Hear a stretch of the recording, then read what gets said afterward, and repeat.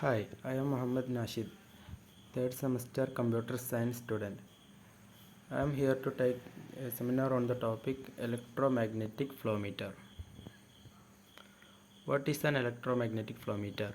It is a device used to measure the flow of conductive fluids. It is works based on Faraday's law of electromagnetic induction.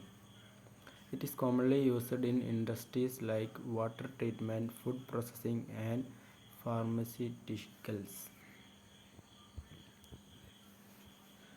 Now, the working principle. It is working on the principle of Faraday's law. Voltage induced is proportional to the velocity of the conductive fluid. The key components are magnetic field, electrodes, and measuring tubes. There is no movement parts, hence minimal wear and tear. Now the features and advantages. It is accurate measurement for conductive fluids. No pressure drop due to obstruction. Application for a wide range of flow rates. Durable with minimal maintenance requirements. It can measure bidirectional flow.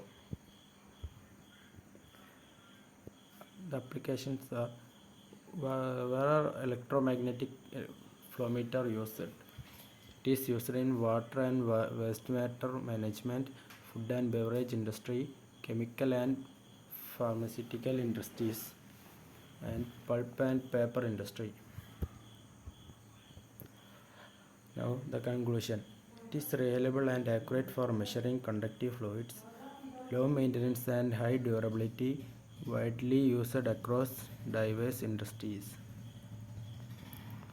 Thank you.